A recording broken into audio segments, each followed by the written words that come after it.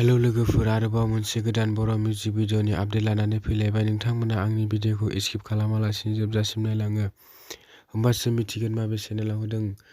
बिथांमोना बे भिडिअ'नि ट्रेलारखौ already upload खालामखाबाय। बे भिडिअ'नि लिंकखौ आं डिसक्रिप्शन बक्सआव होनानै दोनदों, नोंथांमोना नायनो हागोन।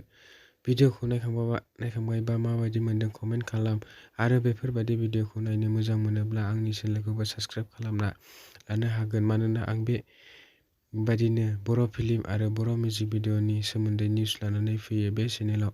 नोंथांमोना बेफोरबायदि भिडिअ'खौ नायनो मोजां मोनोब्ला चेनेलखौ साबस्क्राइब खालामना लानो हागोन।